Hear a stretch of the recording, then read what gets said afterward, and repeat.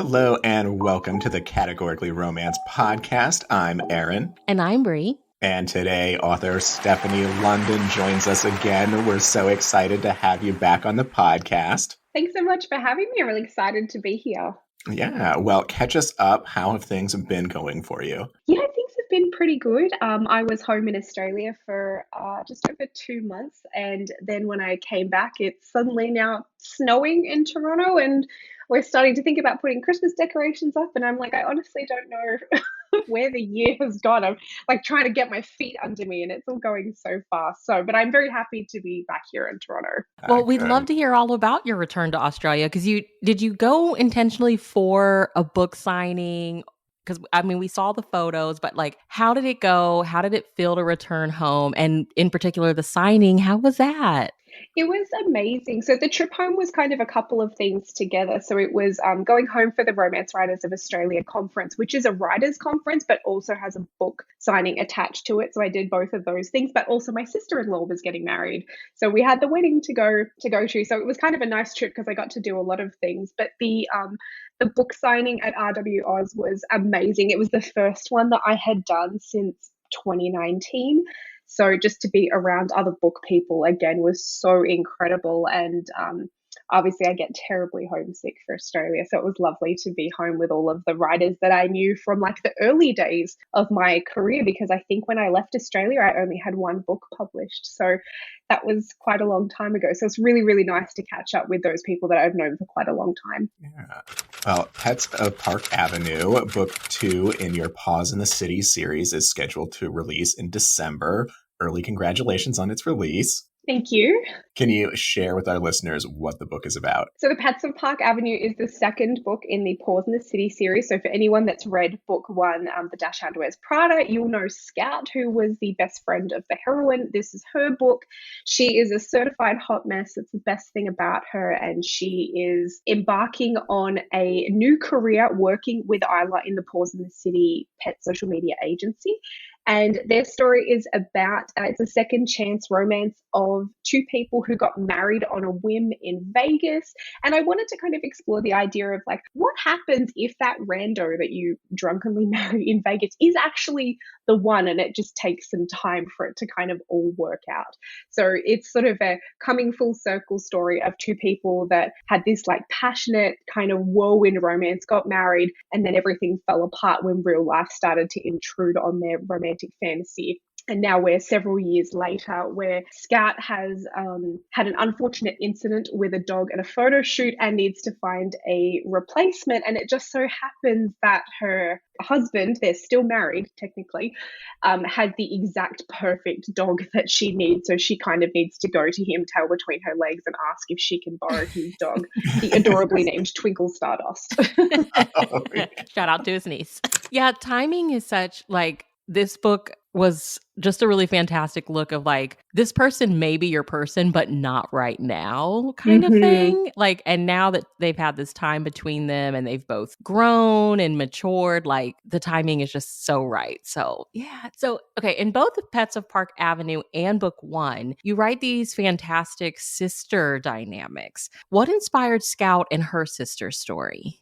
Yeah, I've said this in interviews before that I'm super drawn to female relationships. And I think that's just because I have a lot of women in my life. I have a younger sister, Sammy. She's my best friend.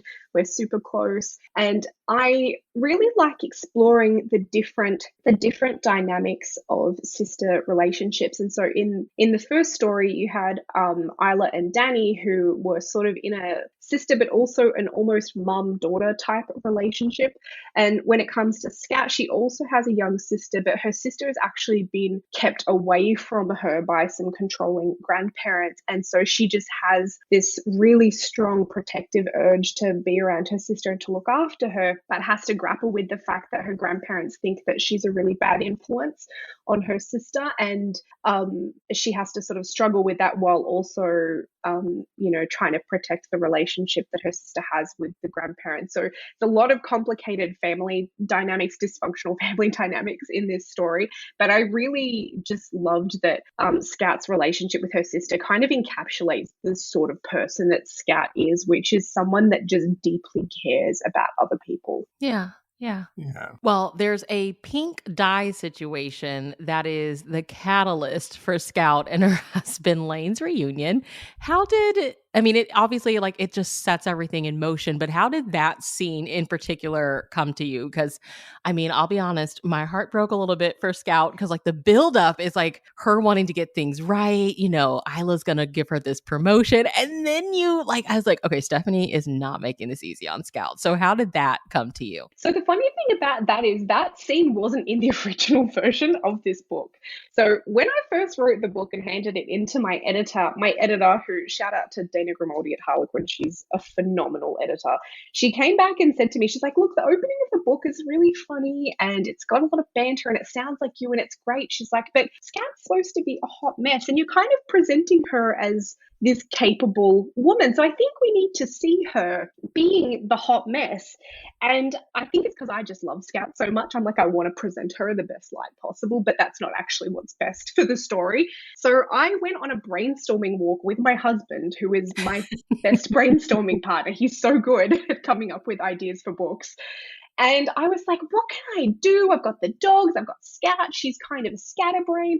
And we just sort of started spitballing ideas around. And if anyone's seen my socials, I have pink hair at the moment and I've had pink hair in the past. And one of the things I remembered about dyeing my hair pink was that I have this special conditioner which has dye in it. And I had my husband and I share a shower and I had to say to him very strongly, do not put this on your hair or you will have to go into the office with pink hair. And I just thought back to that moment and I'm like, yeah, that would have been pretty funny if he'd accidentally used his conditioner instead of mine and ended up with pink hair. And it kind of, that's sort of how it spiraled into Scout accidentally picking up the wrong bottle out of the dog grooming kit and instead of washing the dog, dyeing the dog pink. Yeah.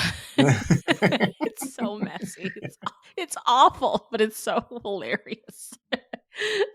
When you began thinking of this series, did you know going into it that Scout's romance would be a second chance romance? Yeah, I did. So when I submitted the proposal for the whole series, usually what happens is that I will give a couple of chapters for the first book along with a synopsis and kind of like my concept for the series as a whole, and then I usually just give some blurbs for the later books. And in full like honesty, I kind of just put anything down in those blurbs and think, oh yeah, I'll deal with that later. And then it comes later and I have to write the book and I'm like, oh crap, what did I put in this thing again? And I just, for some reason, just knew in my head that Scout was going to have a second chance book. And the funny thing is, second chance is not the trope that I gravitate towards the most, but just something about her as a character just said to me right away that she needs some kind of a redemptive story and an opportunity to make things right for the mistakes that she's made in the past. I just knew that that was the right thing for her character. And I think the second chance trope fits that really well. So I am quite an intuitive writer. And so sometimes when I write these blurbs, there's like a little inkling of like why that might be the best thing. But when I sit down to write the book, I'm often like, oh dear God, why did I pick this thing? It's really hard. But yeah, I knew from the beginning that she was going to have a second chance. Yeah, I think that makes total sense. I mean anything you would have made work, but her being the hot mess that she is, I think second chance, like her having this whirlwind, Vegas wedding and then it falling apart just makes total sense for her character. I love that. And I mean, shout out to Dana. I mean, we've had her on talking about heartwarming. I didn't know she was your editor. Yeah, she's great. Incredible. She's such a fantastic editor. And the thing I love most about working with her is just that she is so encouraging and just really gives me the opportunity to stretch myself creatively. She never tells me this is how something needs to be done. It's always a collaborative thing, but she knows exactly if I'm being lazy in the writing or if I've kind of taken the low-hanging fruit or if I've just picked something that's going in not the best direction. And, we worked really hard on this book because it went through quite a few revisions and it is definitely to her credit that we were able to put something out that I'm really proud of in the end because she's really fantastic to work with. Well, like you kind of touched on earlier, Scout is a very caring and selfless character, but is learning to prioritize herself. Is there anything that you hope readers take away from reading her POV? Yeah, I think Scout kind of encapsulates the very thing I love about the romance genre, which is that we all deserve love no matter what state we are in as people, whether that's, because all of us are a work in progress. And that often I think the journey to finding love and finding happily ever after has a component of self acceptance in that. And I really wanted to drill into that a lot with Scout's story. Because in the end, she is still kind of a hot mess. Her character arc is not about becoming a super organized, efficient person. It's just about accepting that she's, potentially always going to have a level of chaos in her life. And actually, that's the thing that her hero ends up really loving about her. So I really hope that readers, when they pick up this book, will see that, maybe those parts of themselves that they don't always feel super proud of, still a part of who you are. And those things deserve to be loved just as much as the stuff we consider to be the good bits. Absolutely. Yeah. Let's have a chat about Emily George and A Half-Baked Murder. Is there anything you're able to share about what's to come? Yeah, so second pen name, terrifying. It was one of those things. I had the whole thought of like, do I keep it a secret or do I tell everyone? It's a totally different genre. But I decided to kind of be open with it, that it's Emily George is Stefanie London. It's all the same person. It is cozy mystery instead of romance. However, I will say that I think it's going to be impossible for me to leave my romance roots completely behind, because there's definitely some strong romance threads in this book, even though it is a cozy mystery. But the series is the Cannabis Cafe series. It's set in California. It's about a former Michelin star level baker who ends up basically having her life implode, and she has to come back to the US to take care of her grandmother, who is currently undergoing chemotherapy for breast cancer, which is a topic that's really close to me personally. And as part of that, the doctor has recommended that she take cannabis, and so Chloe ends up opening a cannabis cafe. I was like, did she say a cannabis cafe? Yeah, when I told my mom about this book, she was like, oh, weed? What sort of weeds do you mean? I was like, oh, mom. Like, yes, that kind of weed. But we really wanted to put some messages of legalization and the like positive impacts for people who are using it for medicinal use and things like that into the story, as well as all of the murder and fun shenanigans as well. So it's kind of a book that is a bundle of things that I like, which is a really, really great characters and a fun plot, but also with some kind of like substance underneath that and some more serious issues that get tackled. Okay, so was this something that you were like gradually thinking about over the course of some time, or were you just like randomly walking down the street with your husband and all of a sudden it popped up like, it would be fun to write a cozy mystery about a cannabis cafe? Like, how did it come to you? This is brilliant. So it's kind of an interesting story, actually. I had had a conversation with my agent a while ago, and I said to her, "Look, I want to do something different. I'm kind of getting the itch to stretch myself in a different sort of direction. I've always been a mystery reader. I love cozy mysteries. I love thrillers. I love all types of mystery. And I was like, I think I want to have a go at writing something like that. What do you think?" And she was like, yeah, let's do it. So I was starting to put together some ideas, and I had sent her, we had done a concept about like a vintage cinema, and there's a few other kind of quirky things. And then funnily enough, she actually had the publisher come to her and say, we would like a series about cannabis vape, but we're looking for someone kind of in that millennial category to come up with a concept for it. And so my agent called me and she was like, so a publisher's looking for this idea about a cannabis cafe. And I burst out laughing. I was like, okay, maybe you don't know this about me, but I'm so straight, I literally can't walk around a corner. You've got the wrong person for this idea. This is not me at all. And she was like, just think about it. Think about it. See, like they don't want to tell you what to write. They just want something with this category. Can you come up with an idea? And so I hung up the phone, went on a brainstorming walk with my husband, which is what I always do.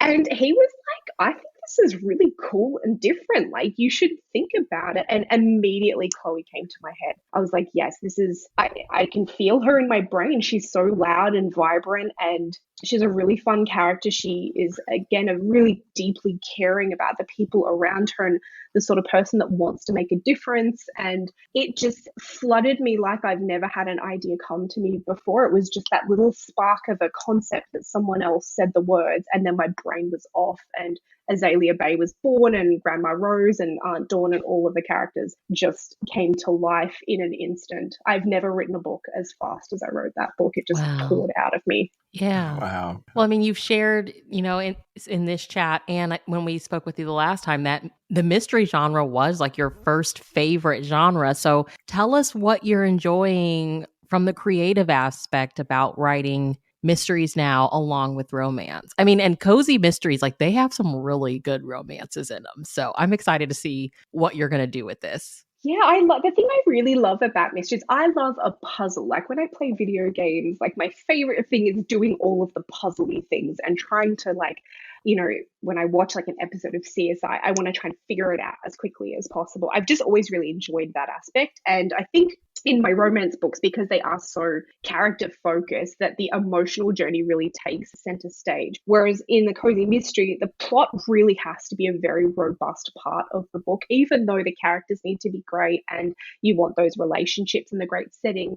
Without a strong mystery plot, those stories don't exist. So I really enjoyed that shift of focus, but I also loved being able to include the things from romance that I really like. And actually, the best thing that I love about this series is that there's 3 generations of women and they all have a romantic arc. So there's the grandma who's a widower, and there is the aunt who has always been single, and then there's Chloe who was engaged and then broke up with her fiance when she found out some bad things that had happened. And all 3 of those women find love over the course of these mystery books. So I really have brought in a lot of the romance into the cozy mysteries. And so now I get to have the best of both worlds. Yeah. Yeah, that is great. So let me ask you, do you know who did it when you start writing the book? Not always. No. I think that's so I totally write by the seat of my pants.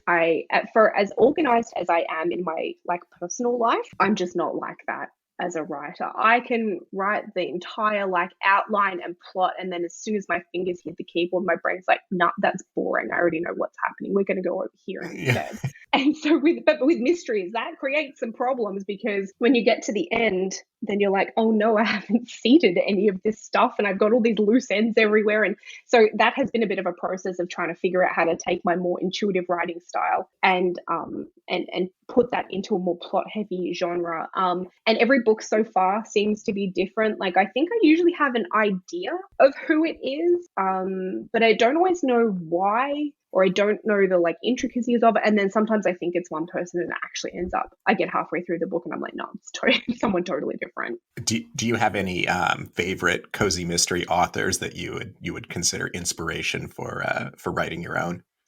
I read Brie Baker recently. She has I think it's the Seaside Cafe. The Seaside Cafe. I love that. Yeah, they're so fun. They're so fun. And I just, I think she writes with such warmth and humor. That series is just I think a really great starting place for someone that wants to try cozies, because it has everything I think that the genre is really good for.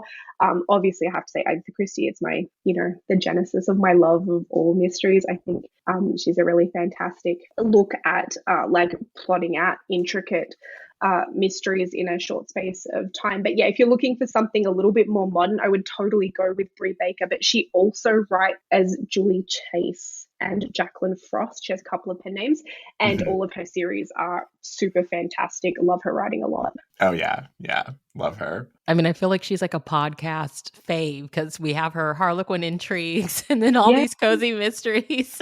Yeah, she's just such a delightful human as well. So I always like to recommend people that I've actually gotten to know them, and I can see them coming out in their writing as well. I think she's just immensely talented. I have a huge amount of respect for her. Well, is there anything else that you're working on that you can tell us about? So I've actually just handed in revisions for the third and final book in the Paws in the City series, which is Confessions of a Canine Drama Queen. Oh my God, the title. Super fun. And this book is just like a barrel of laughs. It's a best friend's older brother trope, which is one of my faves. It features August, who we've seen in the first two books. She is the one that has the dog grooming company, and she's like super badass, like business lady. Like she has everything together, and she's just really like self-deprecating but confident at the same time, and just a great character. And then she's paired up with Keaton, who is her best friend's older brother, and he's this super kind of gritty, like came from the depths of Red Hawk all the way to Penthouse in Manhattan kind of guy. They have a really great romance, and it features a husky named Molly, who is just, like a lot of huskies are, the most dramatic thing in existence. Does not like being told what to do. And it's also a one bed trope. So they go to a dog competition, and it's in like upstate New York in a retreat, and they end up having to share a cabin together in the woods. So it's very romantic. Oh yeah. Oh my gosh. I love it. It's going to be sad to see the series go, but it's been such a fun time. I mean, all the little fun pet names and personalities. It's just been so much fun. It's probably been my favorite thing about writing this series, actually, is picking the dog for every book and naming them and getting their personality, like figuring out what their character arc is going to be. It was a really fun challenge.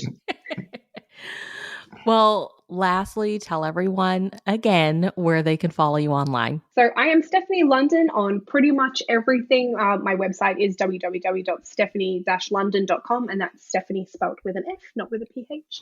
And you can find pretty much everything there. Well, thank you for hanging out with us again. We will have to talk again after book 3. And I mean, A Half-Baked Murder. Remind us when it comes out.